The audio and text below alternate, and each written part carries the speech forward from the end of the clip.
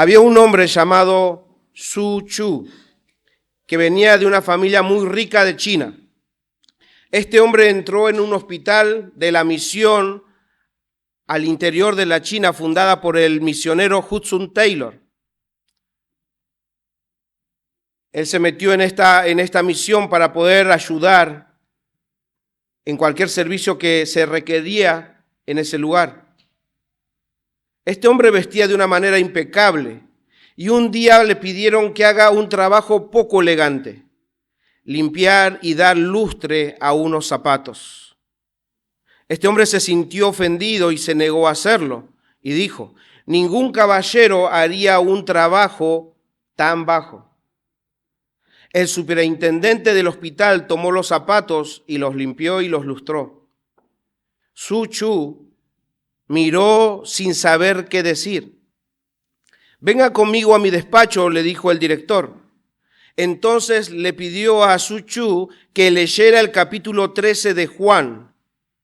Los ojos se le llenaron de lágrimas al leer el versículo 14. Pues si yo, el Señor y el Maestro, he lavado vuestros pies, vosotros también debéis lavar los pies los unos a los otros. Que Dios me perdone, oró Su Chu. Hermanos, ese día este hombre chino aprendió la lección. Desde ese día él no volvió a tener esa misma actitud, nunca más. Hermanos, lo que el apóstol Pablo quiere ayudarnos o enseñarnos en esta porción que tenemos en esta mañana es que también nosotros podamos aprender la lección que aprendió Su Chu. Por eso he titulado esta exposición La fórmula para la unidad y el gozo en la iglesia.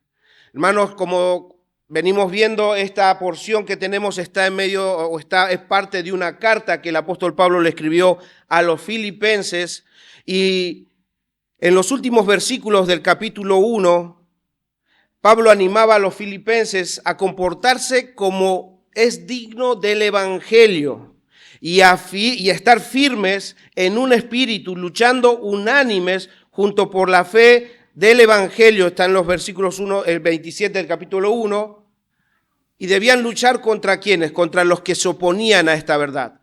La verdad del Señor, la verdad de su palabra estaba siendo atacada y los hermanos debían estar unidos para defender la palabra de Dios.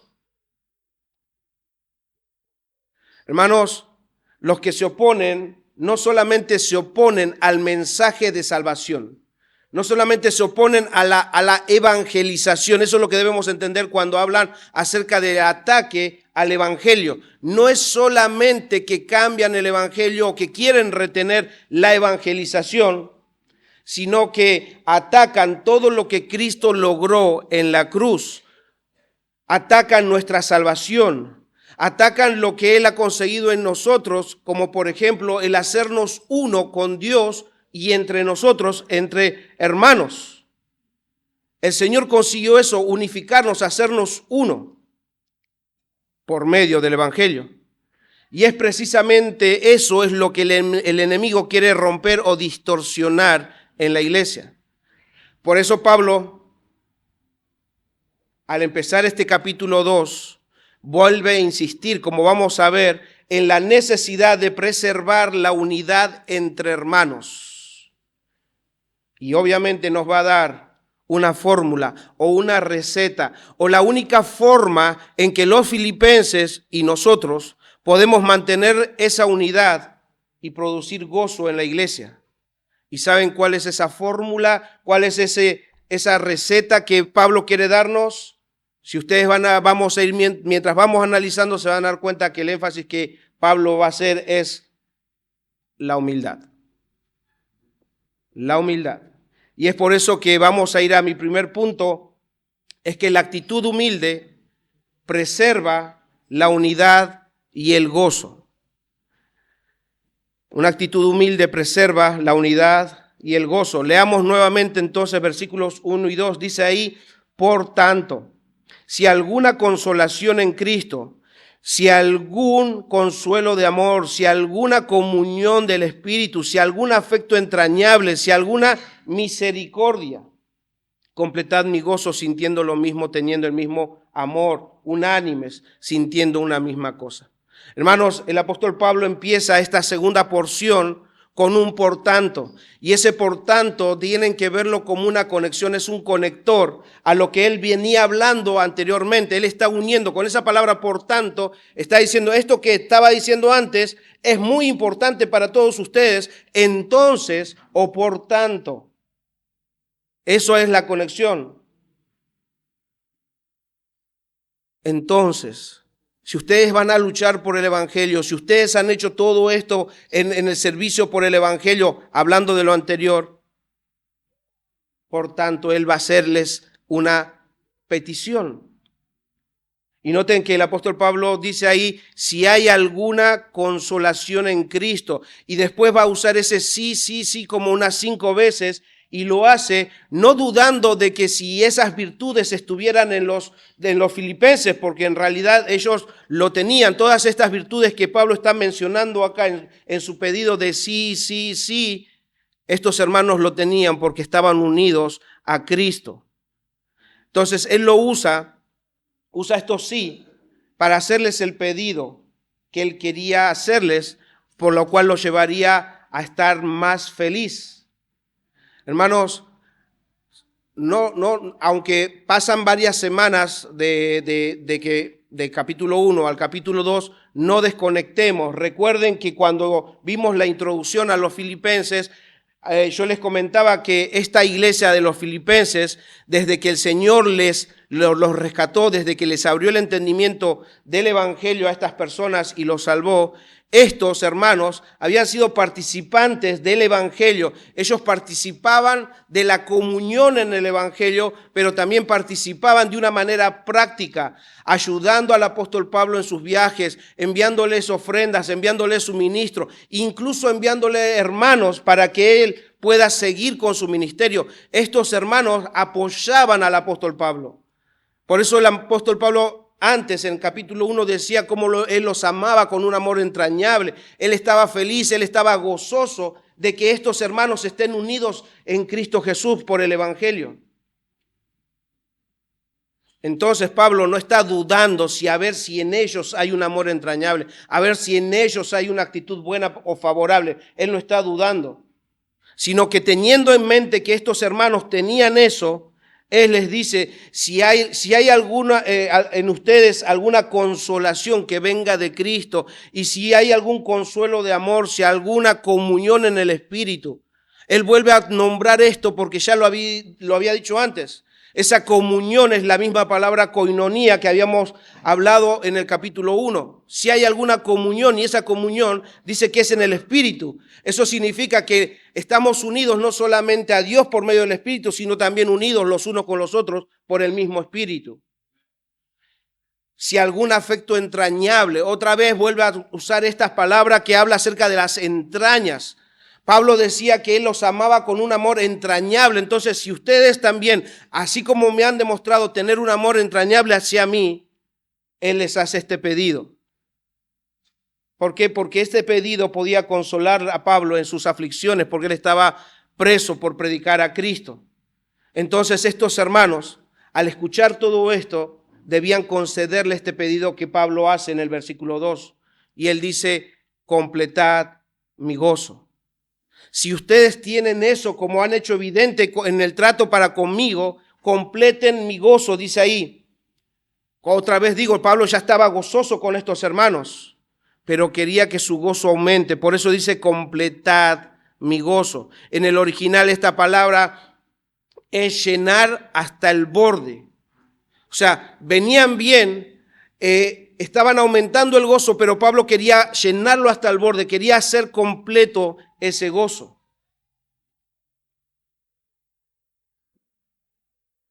Y la manera que Pablo iba a completar su gozo con los filipenses es que esta iglesia, o que él se entere que esta iglesia esté preservando la unidad en la iglesia. Por eso él dice, sintiendo lo mismo. En el griego es estar mentalizado de la misma manera o pensar del mismo modo. O sea, Pablo podía estar gozoso si él se enteraba que los hermanos, aunque estaban siendo atacados, ellos perseveraban sintiendo la misma cosa. O sea, estar pensando de un mismo modo, teniendo, dice ahí, el mismo amor. Y esta palabra amor que usa Pablo es la palabra griega ágape. Eso nos hace remontar ¿a qué? A entender que ese amor ágape es una manifestación del amor de Dios. El Señor ama a los suyos. Y en ese amor ha sido demostrado al enviar a Jesús. Y Jesús ha demostrado su amor al entregar su vida por los suyos. Y no solo eso, sino que también sabemos por la Escritura que ese amor ágape, ese amor de Dios ha sido derramado en los corazones de todos los creyentes. Y Pablo lo que está pidiéndoles es que los cristianos, estos hermanos, demuestren ese mismo amor. Y que no es un mero sentimentalismo, sino un amor sacrificado. Ese es el amor ágape. Un amor sacrificado entre los hermanos. Hermanos, imagínense que la iglesia en Filipos era similar a la nuestra, no sé en cantidad, pero habían hombres y mujeres, se relacionaban hombres y mujeres. Y obviamente, como nosotros mismos podemos experimentar, pueden haber ellos relacionado, se pudieron haber relacionado de una manera diferente con uno, con otro, podían haber hablado más con uno que con otro, pero lo que no podía haber es que podían amarse más a uno o a otro. No. ¿Por qué? Porque Jesús, hermanos, Jesús derramó su sangre, hizo su sacrificio y amó a todos por igual. O sea, esto va más allá de cómo nos relacionamos. No podemos, si nos relacionamos con unos, con otros de una manera diferente, pero nuestro amor para con todos debe ser el mismo, porque ese es el mismo amor que Cristo mostró. Y Pablo le está diciendo eso, que tengan ese mismo amor que Cristo tuvo para con ellos. No puede haber diferencia en el amor, porque el amor viene de Dios y ese amor es ágape. Después dice unánimes. Eso en el griego es unidos en espíritu o literalmente es sean de un alma. Hermanos, en el momento de creer en el Evangelio, estos filipenses o cualquier cristiano es unido a un cuerpo. El Espíritu de Dios entrelaza a la persona que cree en el Evangelio con todos aquellos que creen en el Evangelio. A eso se le denomina bíblicamente el cuerpo de Cristo. Y ahora Cristo en este cuerpo es la cabeza. Y como Él es la cabeza, les pone los mismos deseos, les pone los mismos anhelos, les pone las mismas pasiones y les da el mismo propósito para que como cuerpo puedan cumplirlo. Por eso Pablo dice después, sintiendo una misma cosa, tengan el mismo propósito.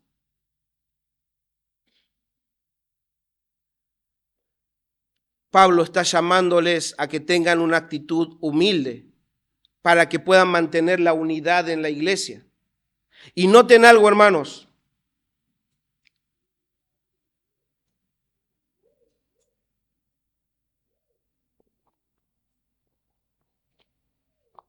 Pablo les está pidiendo que busquen la unidad o que hagan lo posible por ser uno. No. Hermanos, ellos ya eran uno. Pablo no les está pidiendo, hermanos, por favor hagan lo posible para ser uno. No, porque Cristo ya había conseguido esa unidad. Lo que les está pidiendo es que preserven la unidad, que mantengan la unidad que Cristo logró. Porque Pablo sabía que aquellos que se oponían al Evangelio estaban atacando esa unidad. Hermanos, Y ese ataque no solamente era, a medida que lo vayamos viendo toda la carta, se van a dar cuenta que ese ataque no solamente era con los de afuera, no solamente los de afuera atacaban la unidad de la iglesia, sino también desde adentro. Hermanos, el enemigo siempre va a intentar romper o distorsionar o dividir la unidad en la iglesia. Eso quiere decir que eso no va a cesar, no cesó y no va a cesar hasta que Cristo vuelva. Es por eso que, sabiendo esto, que Jesús mismo oró por esto, para que esta unidad se mantenga. Obviamente los hombres somos débiles y sensibles de tal manera que posiblemente pongamos en riesgo la unidad. Por eso Jesús oró en Juan capítulo 17. Voy a leer en la Biblia de las Américas. Jesús habla acerca de la esencia de la unidad y de por qué nosotros y quién nos podía ayudar a mantenernos unidos. Dice ahí, mas no ruego solo por estos, versículo 20 al 23 de Juan 17. Mas no ruego solo por estos, sino también por los que han de creer en mí por la palabra de ellos. O sea que estaba orando también por aquellos que iban a escuchar la evangelización o las buenas noticias hasta nuestros días. Él estaba orando incluso por nosotros. Para que todos, dice ahí el 21, para que todos sean uno. ¿Cómo llegan a ser uno? Por la palabra predicada. Como tú, oh Padre, estás en mí y yo en ti, también ellos estén en nosotros, para que el mundo crea que tú me enviaste. La gloria que me diste les he dado para que sean, ¿qué? Uno, así como nosotros somos uno.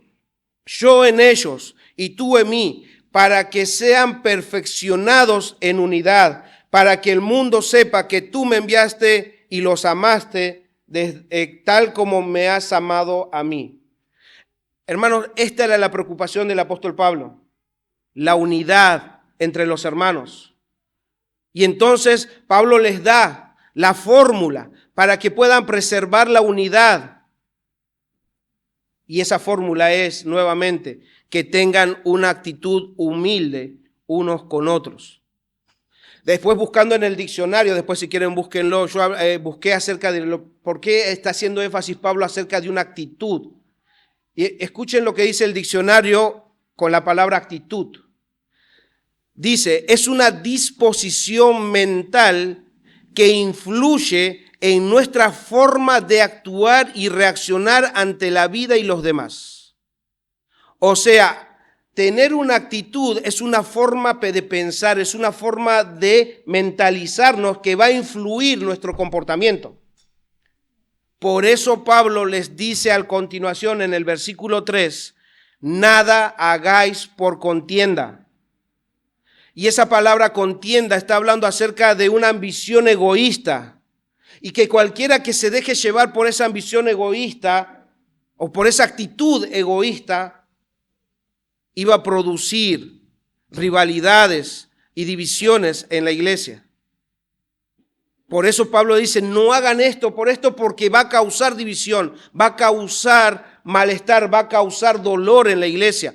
O por vanagloria, y dice Pablo ahí también, por vanagloria. Esto obviamente se refiere a la búsqueda activa de una gloria personal. Y muchas veces esa búsqueda de gloria personal es movida por el orgullo o por la ambición egoísta. Entonces Pablo quiere que los filipenses preserven la unidad en la iglesia, pero si querían hacerlo, el orgullo y el egoísmo no era la actitud correcta. Ellos no podían y no debían hacer nada con esa actitud. Por eso Pablo continúa, dice, antes bien, no lo hagan de esta manera, este no es el camino. Antes bien, o por el contrario, dice ahí, ¿con qué? Con humildad. Con humildad, estimando cada uno a los demás como superiores a sí mismo, no mirando cada uno lo suyo propio. O en otras palabras, no pensando solo en sí mismos, no buscando solo sus propios intereses, sino cada cual también por lo de los otros.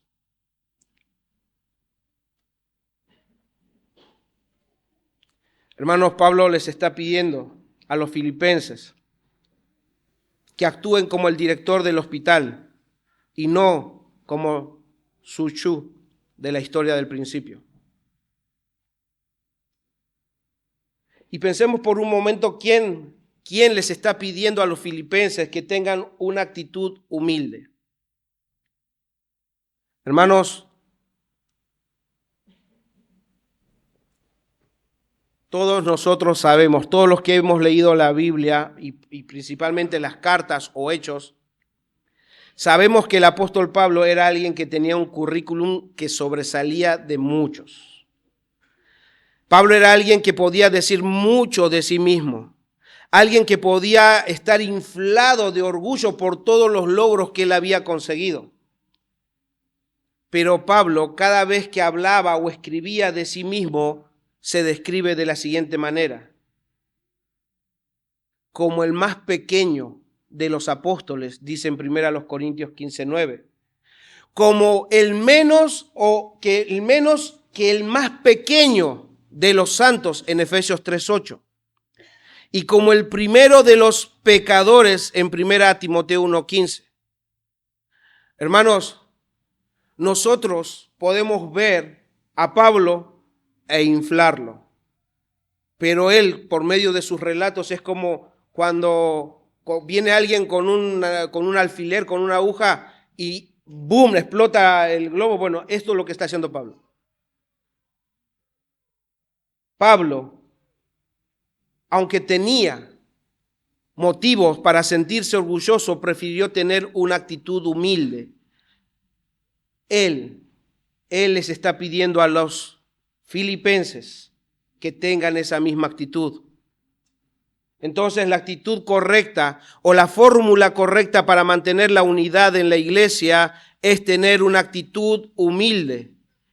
Y al tener esa actitud humilde, los filipenses harían que el gozo de Pablo esté completo. Él les está pidiendo eso. Hagan mi gozo completo. Manténganse unidos. Pero la única manera de mantenerse unidos es que tengan una actitud humilde. Que piensen en el otro antes que en ustedes mismos. Eso no es un llamado a descuidarse uno mismo, porque si vos no cuidas si uno no cuida su propia espiritualidad, mucho menos va a poder ayudar a otro. Pero está diciendo, no te mires solamente a vos mismo, no veles solamente por tus cosas, sino también por el de tus hermanos. Eso es lo que Pablo está diciendo a los filipenses. ¿Qué podemos nosotros aprender, iglesia? Hermanos, tengamos una actitud humilde para preservar la unidad y el gozo en esta iglesia local. Hermanos, si hay alguna manera que nosotros podamos demostrar nuestro amor y nuestra gratitud a Dios por lo que Cristo hizo, es que tengamos una actitud humilde, como hemos visto. Hermanos, es teniendo una actitud humilde que vamos a cuidar la unidad de la iglesia. Solo siendo humildes vamos a aprender a estimar a los demás como a superiores a nosotros mismos. Solo teniendo una actitud humilde vamos a poder servir con sinceridad y vamos a poder amar sin fingimiento. La actitud humilde no nos va a permitir que nos centremos en nosotros mismos, sino que nos va a ayudar a pensar también en el otro, para poder ayudar a los hermanos. Hermanos, si en este relato entendemos que la unidad preservada por la humildad llevaba y hacía completo el gozo de Pablo, eso significa que si cada uno de nosotros que se ejercita en esta actitud humilde, vamos a poder experimentar ese gozo completo también entre nosotros. Vamos a ver el gozo en nuestra iglesia. Pero como todas las cosas que vienen de Dios, hermanos, siempre son atacadas, este tema o este caso de la humildad no es la excepción. ¿Qué lucha contra la unidad en la iglesia? Esa unidad que Cristo consiguió. Hay una lucha. Y el primer enemigo es Satanás. Hermanos, él vino a matar, a hurtar y a destruir toda obra de Dios, toda intención de Dios. Él tiene un solo objetivo: distorsionar, romper, dividir todo lo que Dios ha hecho. Ese es el primer enemigo que tenemos. Recuerden que con mentiras él pudo dividir al primer matrimonio en Edén y arruinar la comunión que ellos tenían con Dios. El segundo enemigo es el mundo. El mundo ataca la unidad de la iglesia con las filosofías humanistas que se meten dentro de la iglesia, el individualismo, el machismo, el feminismo. No crean que esos conceptos están allá afuera y están ahí, y cada vez que nosotros nos reunimos porque somos cristianos no vamos a ser influenciados. Si ustedes se ponen a pensar y estudian más en profundidad, se van a dar cuenta que en muchos aspectos hemos sido influenciados por las filosofías de este mundo. Y debemos pedirle al Señor que nos ayude a discernir, porque vivir de esas filosofías hace que nosotros nos dividamos en un pensar. Por eso es necesario que crezcamos en el conocimiento de la palabra de Dios, porque solamente la palabra de Dios y no las filosofías de este mundo van a unir la iglesia. Y hay un tercer enemigo, y este tercer enemigo es más costoso de reconocerlo: nosotros mismos. Hermano, hermana, el orgullo, el egoísmo y la vanagloria no están solamente allá afuera, sino que está en nosotros. En mayor o en menor medida está en nosotros. Acá nadie puede decir, si yo les pregunto, ¿hay algún orgulloso acá? Deberían poder decir sí, porque todos lo somos. De una u otra medida manifestamos orgullo, egoísmo y vanagloria. Hermanos, si ustedes no quieren verlo, va a ser difícil que ustedes puedan arreglar eso. Todos lo somos, todos, por nuestra condición caída. Obviamente nuestro corazón ha sido regenerado, pero la carne todavía sigue queriendo ser orgulloso, sigue queriendo manifestarse de tal manera, de una manera egoísta, quiere todavía ser visto. Y si no lo reconocemos, hermanos, si dicen, bueno, no, yo creo que soy humilde. Bueno, ahí está. Alguien dijo que cuando la humildad se ve en el espejo y se reconoce, ya deja de ser humildad. Entonces, hermanos, todos nosotros lidiamos con el orgullo, con el egoísmo. Entonces,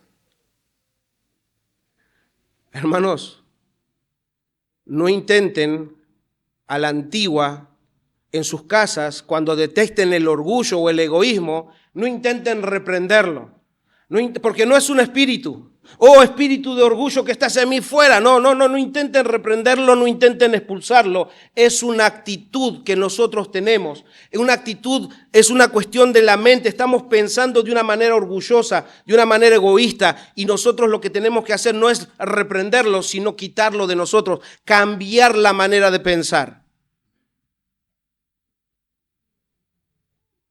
Porque si no lo hacemos, si no cambiamos esa manera de pensar, hermanos, tarde o temprano van a dañar la iglesia de Cristo.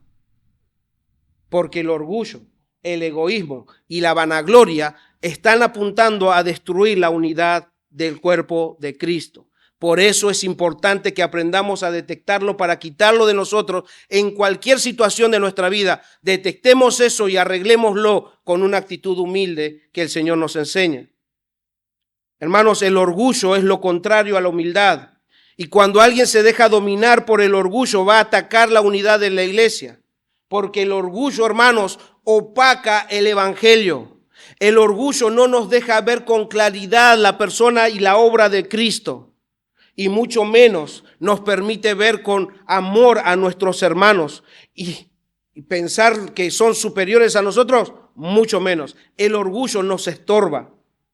Hermanos, el orgullo y el egoísmo no nos deja amar a nuestros hermanos como Cristo amó, de una manera sacrificial. no vamos a poder dar nada, ni nuestro tiempo, ni nuestros sacrificios, nada por nuestros hermanos. ¿Por qué? Porque estoy orgulloso y soy egoísta.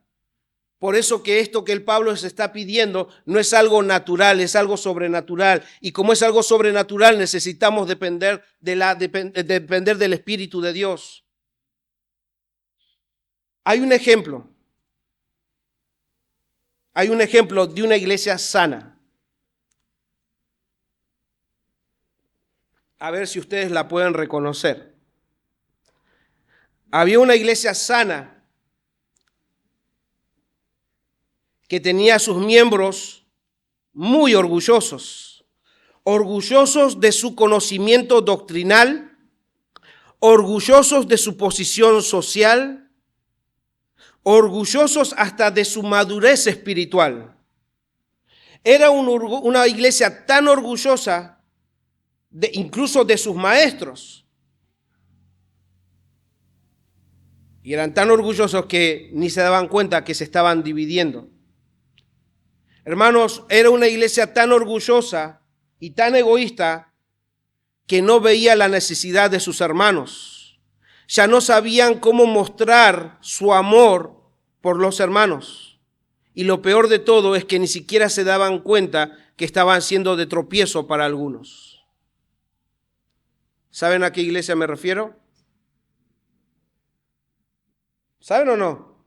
¿Lo identifican? Gracias. Si una iglesia sana en el pasado pudo caer en tan semejante orgullo, no era una iglesia sana, cristocéntrica, bibliocéntrica, reformada, si se podría decir, en nuestros días, y cayó en semejante orgullo que no dejaba que ni siquiera pudieran amar a sus hermanos como Cristo amó.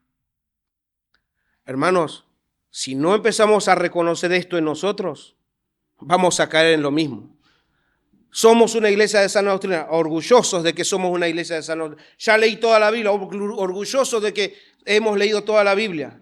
Y empezamos, sin darnos cuenta, empezamos a menospreciar a otros. Y a esta iglesia orgullosa, el apóstol Pablo le tuvo que escribir para que, así como el director del hospital, así Pablo tuvo que escribirles a esta iglesia para que sepan amar. Y dejen ese orgullo, porque ese orgullo no los estaba dejando amar. En 1 Corintios capítulo 13, versículo 4 al 7, voy a leer en la NBI, en la Nueva Versión Internacional. Escuchen cómo Pablo ataca esa ceguera que estos hermanos tenían, que no les dejaba amar. ¿Por qué? Porque les faltaba humildad. Les faltaba humildad, eran tan orgullosos que no podían amar como Cristo ama. Por ejemplo, él dice en 1 Corintios 13:4, el amor es paciente, es bondadoso, el amor no es envidioso, ni jactancioso, ni orgulloso. No se comporta con rudeza, no es egoísta, no se enoja fácilmente, no guarda rencor. El amor no se deleita en la maldad, sino que se regocija con la verdad. Todo lo disculpa, todo lo cree, todo lo espera, todo lo soporta. Ustedes, corintios, no saben amar porque les falta humildad. Cristo amó de esta manera, ¿por qué? Porque Él tenía humildad. Hermanos, solo la actitud humilde puede llevar a cada uno de nosotros a amar a nuestros hermanos como Cristo ama. ¿Por qué? Porque como vemos acá, y como Pablo nos está mandando esto, solamente con la actitud humilde vamos a poder ser pacientes con los hermanos. Vamos a poder perdonar a los hermanos. Vamos a poder soportar y ayudarlos. Y principalmente con una actitud humilde vamos a poder reconocer nuestro orgullo y nuestro pecado. Vamos a aprender a pedir perdón. ¿Se dan cuenta que una actitud humilde en el corazón del creyente hace que nosotros podamos vivir realmente como Cristo nos pide que vivamos? Solamente la unidad puede ser lograda con una actitud humilde. En 1 Corintios capítulo 1, versículo 10, Pablo a esta misma iglesia orgullosa le pedía esto: os ruego, hermanos, por el nombre de nuestro Señor Jesucristo, que todos os pongáis de acuerdo y que no haya divisiones entre vosotros, sino que estéis enteramente unidos en un mismo sentir y en un mismo parecer. ¿Y cómo podían lograr eso si eran tan orgullosos? Precisamente llevándolos a tener una actitud humilde. Hermano, hermana, deben revisar su actitud y su forma de pensar en cuanto a sus hermanos. Porque así como pensamos, vamos a actuar. Y es precisamente por eso que nosotros debemos llenar nuestros pensamientos de la palabra de Dios. Para no pensar a nuestra manera, para no vivir a nuestra manera, para vivir según la voluntad de Dios. Porque cada vez que nosotros intentemos vivir o hacer algo a nuestra manera, va a haber conflicto. ¿Por qué? Porque solamente la palabra de Dios puede llevarnos a la unidad. Y si cada uno defiende su parecer o su pensar, nos vamos a dividir. Incluso si nosotros insistimos en nuestra manera de pensar, no va a haber oportunidad que nosotros empecemos a menospreciar a nuestros hermanos. Hermano, hermana, deben cuidarse de las tentaciones del orgullo o la vanagloria. ¿En qué ámbitos? En todos los ámbitos. En la iglesia, en tu servicio, en tu conocimiento doctrinal. Puede ser que hayas leído más que cualquier otro. Eso te debe hacer más humilde que otro, no más orgulloso que otro. Conocer más de la palabra de Dios debe hacernos más humildes, más cercanos y más parecidos al Señor, no más distintos al Señor. Entonces debemos cuidarnos en nuestro servicio. Todo servicio que nosotros hagamos no puede ser para ser vistos. No podemos nosotros servir ni en la iglesia ni en nuestra casa para que los demás nos reconozcan o nos feliciten. Es verdad que el cristiano tiene que hacer buenas obras, pero no para ser visto, sino para glorificar a Dios. Cuidémonos del orgullo en todo ámbito, porque en todo ámbito está. ¿Por qué? No los persigue, está en ustedes. Por eso les decía, tenemos que aprender a reconocer. Y por sobre todo también, hermanos, cuídense del ego.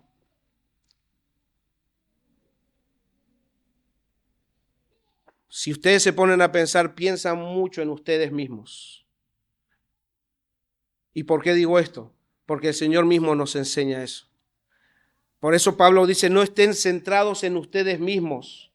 Porque ¿cómo podríamos nosotros mantener la unidad en la iglesia si nosotros mismos nos mantenemos ajenos a los demás y solamente estamos pensando en nuestros propios intereses? Hermanos, la fórmula para la unidad y el gozo en la iglesia es tener una actitud humilde. Porque esa actitud humilde es la que preserva la unidad y el gozo en la iglesia. Pero también hay un segundo punto. Hermanos, la actitud humilde refleja a Cristo y glorifica a Dios.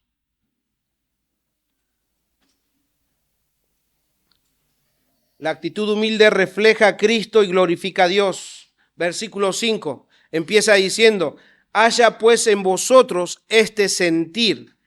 En otras palabras, haya en ustedes la misma actitud mental o la misma forma de pensar que hubo también en Cristo Jesús. Hermanos, pueden ver que Pablo está haciendo énfasis en cuanto a lo que es la actitud y les pide a los filipenses que imiten, que tomen la misma actitud que tuvo Cristo. ¿Y cuál fue esa actitud? Una actitud humilde. Versículo 6, ¿qué dice? El cual siendo en forma de Dios no estimó el ser igual a Dios como cosa que aferrarse. Él siendo en forma de Dios. ¿Qué es lo que Pablo está tratando de decirle a los filipenses? Esta palabra forma de Dios en el griego son dos palabras. Una es morfé y otra es gemá, con ese en el principio, gemá. Morfe se refiere a la esencia interna de algo o de alguien. Y esa esencia no cambia nunca. Y gema es lo exterior, lo que cambia con el tiempo o con las circunstancias. Y un ejemplo que da un comentarista me ayudó a entender esto. Él dice, la formé de cualquier ser humano es su humanidad. Y eso no cambia. Pero su gema o gema está cambiando constantemente. Ayuda. Un bebé, un niño, un chico, un joven, un hombre adulto, un anciano, siempre tiene la morfé de la humanidad, pero su gema exterior está cambiando todo el tiempo.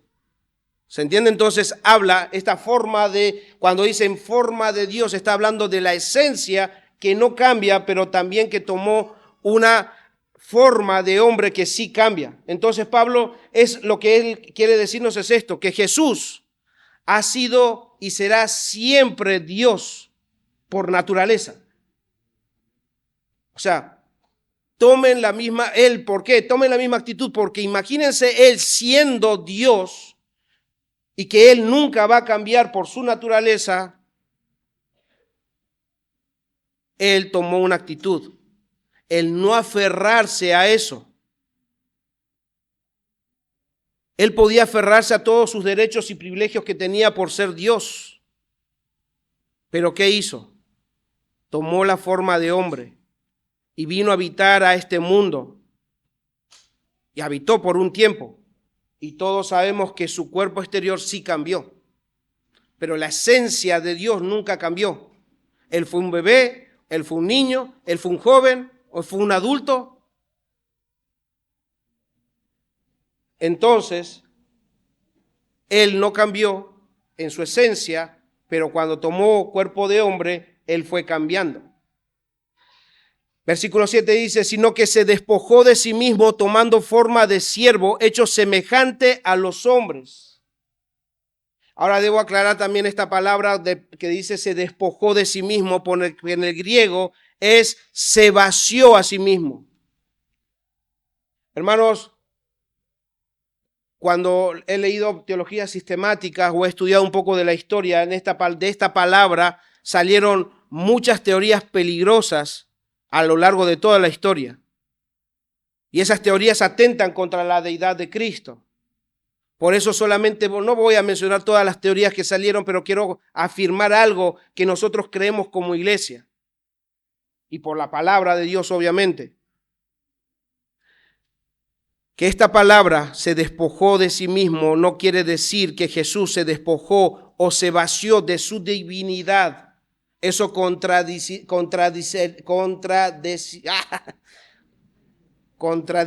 lo dicho anteriormente, que Jesús no puede cambiar su deidad porque está en su esencia. Pero entonces, ¿a qué se refiere?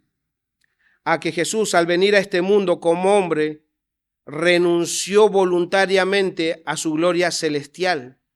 Él dejó su gloriosa relación que tenía cara a cara con el Padre. Hermanos, Él siendo de la misma esencia de Dios, se sometió voluntariamente y completamente a la voluntad del Padre y a ser guiado y direccionado por el Espíritu Santo.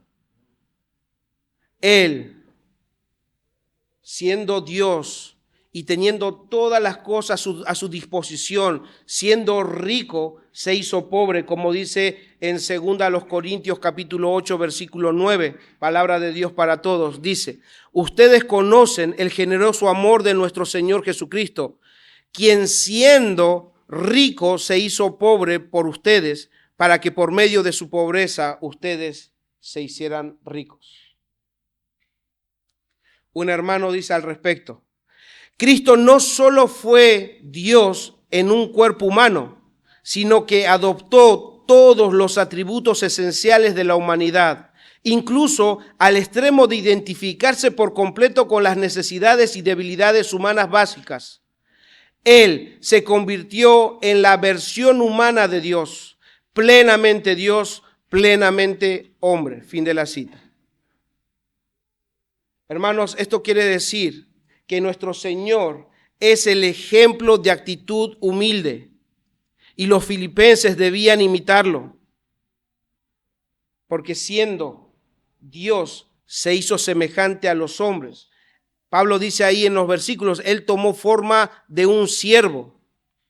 Hermanos, eso quiere decir que desde el mismo momento que Jesús nació o vino a este mundo, Él tomó la forma de siervo. Él se convirtió en ese siervo sufriente que fue anunciado por el profeta Isaías.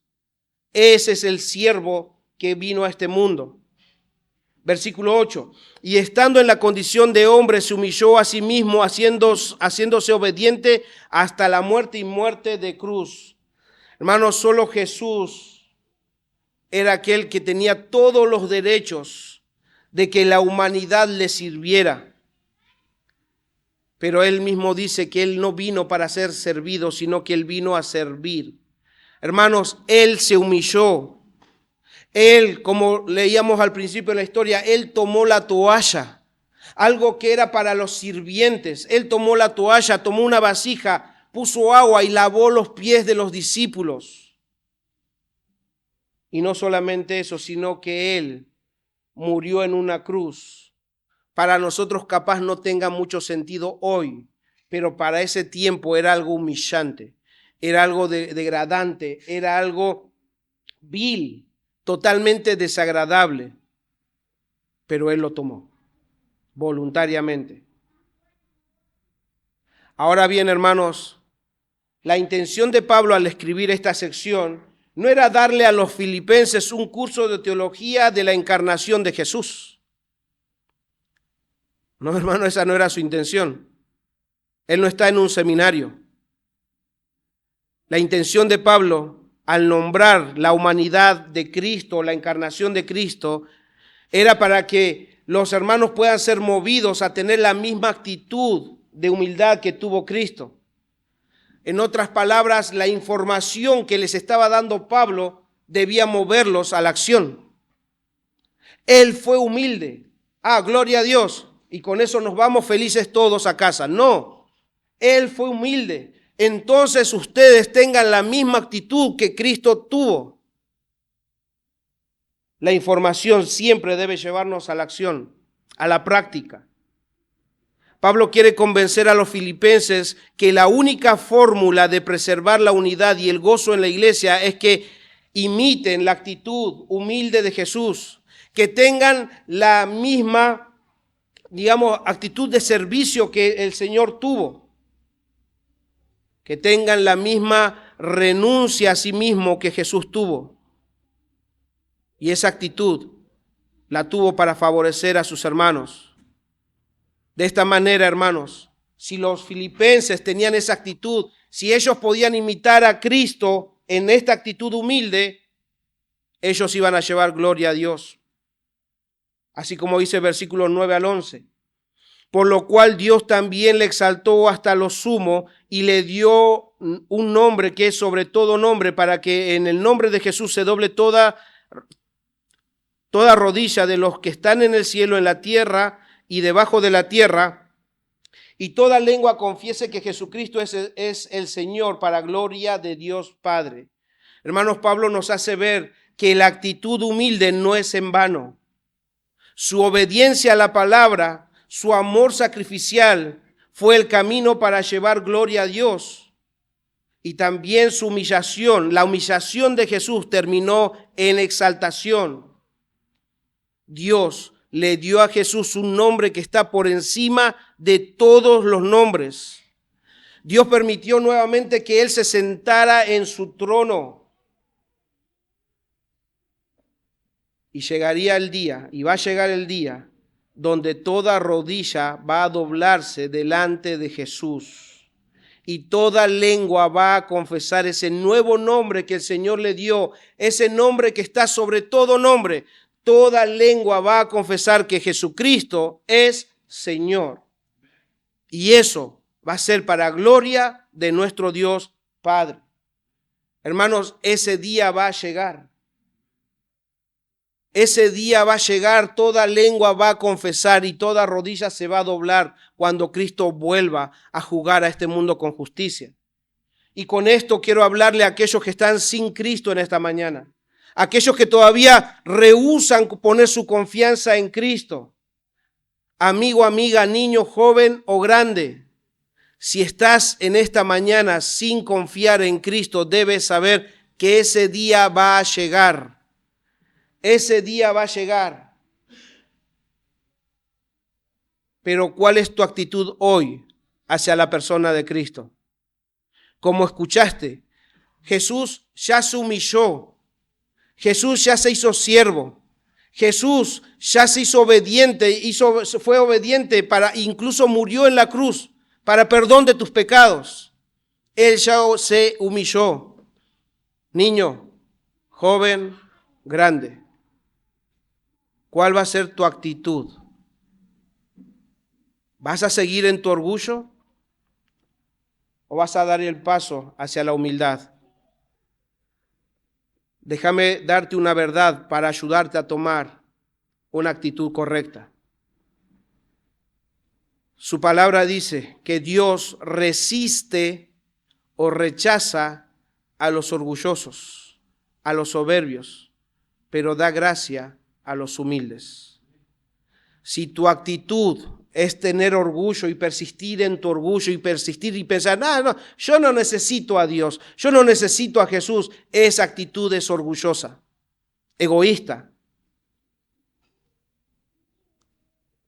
Pero si reconoces hoy tus pecados y te arrepientes, esa va a ser una actitud humilde de reconocer que no puedes vivir sin Dios, que necesitas un Salvador. ¿Saben qué? Por eso les decía que es muy difícil detectar el orgullo. El orgullo, amigo, amiga, niño o joven o grande, no te está dejando reconocer tu necesidad de Cristo.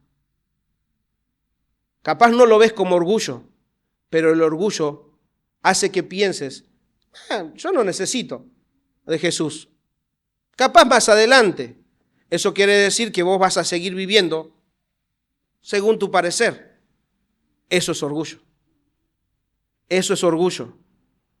Entonces, si Dios resiste a los soberbios y a los orgullosos, no estás en una buena posición. Sé humilde. Reconoce tu pecado. Pedile a Dios que te ayude a reconocer tu pecado. Arrepentite de tus mentiras. Arrepentite de tus codicias. Arrepentite de tu desobediencia a tus padres o de cualquier otro pecado que tengas. Arrepentite de tu orgullo. Arrepentite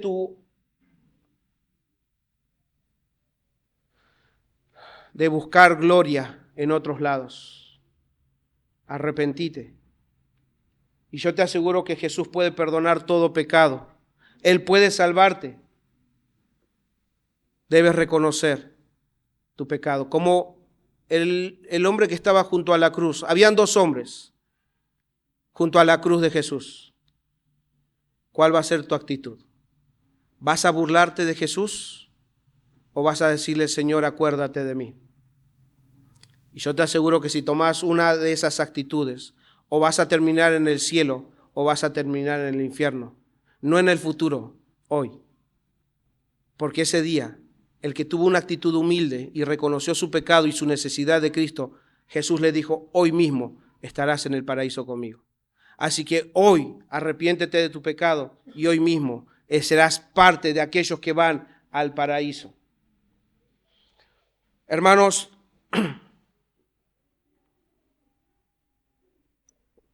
si la humildad, el amor, la obediencia y la autorrenuncia fue la que caracterizó la vida y el ministerio de Jesús, ¿qué creen que se espera de aquellos que son sus seguidores? Que tengan la misma actitud, ¿verdad? Entonces tengamos la misma actitud humilde, una actitud de siervos, de siervas, hermanas.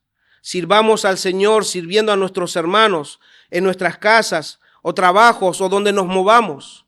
Hermanas necesitan tener una actitud humilde para servir a sus maridos. Hermanos necesitan tener una actitud humilde para amar y servir a sus esposas. Padres, necesitamos tener una actitud humilde para enseñar la verdad a nuestros hijos, pero con humildad, no como señores, no como amos. Que cada uno de nosotros pueda aprender la lección que aprendió Chu al principio de la historia. Él se creía tan importante y era tan orgulloso que no lo dejaba servir, incluso en el lugar que estaba para servir. Que el Señor nos ayude, hermanos, porque una actitud humilde como la que tuvo Jesús es vital para conservar la unidad en la iglesia, para reflejar a Cristo, pero también es vital para nuestro crecimiento espiritual y nuestra relación con Dios y nuestro gozo sea completo. Entonces, ya finalizando, podemos decir que el antídoto o la cura para el orgullo y el egoísmo y la vanagloria es ver a Jesús. Hermanos, miremos a Jesús y tengamos la misma actitud humilde que tuvo Él, sirviendo a personas que no merecían. Hermanos, esa misma actitud es la que nosotros debemos cultivar en nosotros. Debemos imitar a nuestro Señor. Y como sé que tenemos debilidades, debemos pedirle al Señor ayuda.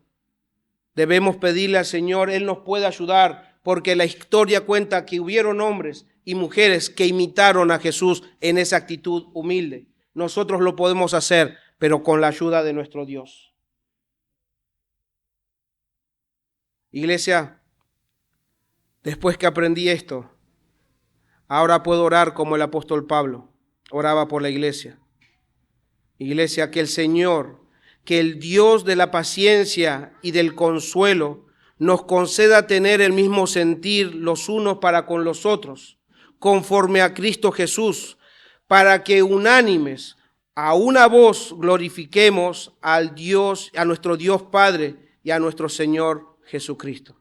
Que el Señor nos ayude a luchar, a perseverar por la unidad, tomando la fórmula que tenemos a nuestra disposición. Tener la actitud humilde, una actitud de siervo. Que el Señor nos ayude, hermanos.